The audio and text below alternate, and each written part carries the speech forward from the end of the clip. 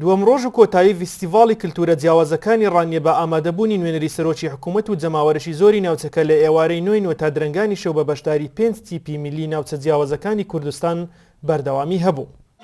تیپەمە تیپە ئیزدیانە ملانە ئەم ژەڤەرە شێخانێ تاتی پڕاستی گەلە کەیفەمەیە هاتیک و ئەم فیستیڤاڵێدا مە بەشداری کرد پڕاستی مە گەلک فیستیڤاڵەدا بەشداریە کردی وەک تیپە ملانە ئیزدیا ئیکەمین تیپە دەڤەرە شێخان کۆ هاتیە ئەو دانان پڕاستی گەلە کەیفەمە هاتی بۆ وی جەماهیرە خەڵکیڕانیە وژی ئەم دەست خۆشیە لێکۆی سوپاسیەشی بۆ هەموو جەماهیرێکی لێرە ئامادە کردی و سوپاسیاوەژی کەین.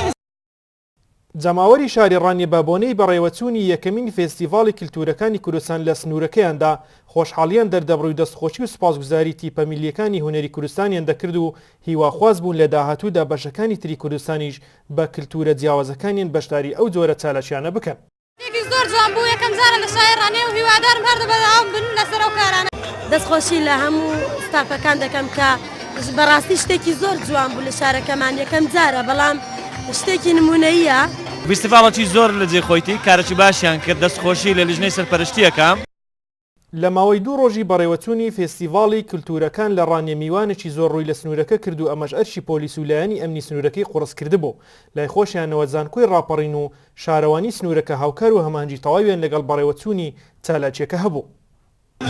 هەموو پێویستەکانی کە پێویست بە لەلایەن شارەوانیەوە و لەلایەن ئیدارەی شاری ڕانیەوە بۆ ئەو فیستیڤاڵە ئێمە ئامادەکاری تەواومان کردووە و بە هەموو شێوێکی پشتیوانیان لێ دەکەینەوە هیواشمان وایە لە ئایندەدا بتوانین فیستیڤاڵی فراوانتر و کاری هونەری و کەلتوری جیاواز و گەورەتر لە شاری ڕانیەدا بهێنە شاری ڕانیە و ئێمە وەکو زانکۆی ڕاپەڕی زۆر خۆشحاڵین بەکردنەوەی ئەم فیستیڤاڵانە لە شارۆچکەی دەروازە.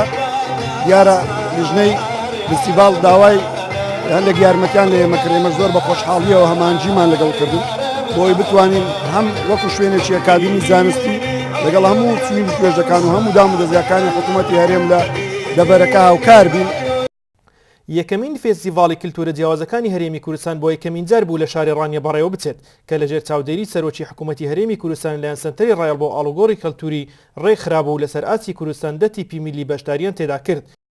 فیستیڤاڵێکی ئاوا کە ئێمە بیرمان لێ کردوێتەوە هەم ئیش و پەیڕە و پروگرامی سنتەرەکە خۆی وایە کە چالاکی لەم زۆرە بکات و هەم لە کاتێکی ئاوایشدا کە کوردستان بە تایبەتی ئەم ناوچە سەر سنووریانە لەژێر قەسف و تۆپ و تارەی وڵاتی تورکیادا برایەتی ئێمە دەمانەوێت پێشانی ئەوە بدەین، پێشانی هەموو دنیا بدەین، پێشانی ئەو وڵاتانە بدەین کە ئێمە قەسف دەکەن، ڕۆڵەکانی ئێمە دەکوژن، کە ڕۆڵەکانی ئێمە ئاوارە دەکەن لەسەر سنوورەکان.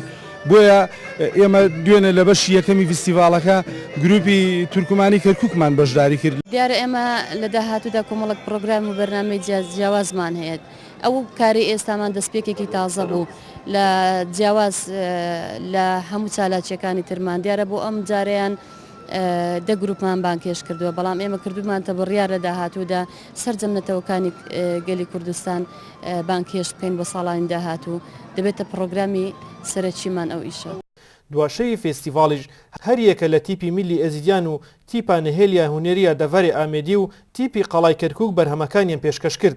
دواتریش لەلایەن سنتەری ڕایاڵ و قایمقامی ڕانی و شارەوانی ڕانیەوە خەڵات و بڕوانامە بەخشرایە تیپەکان.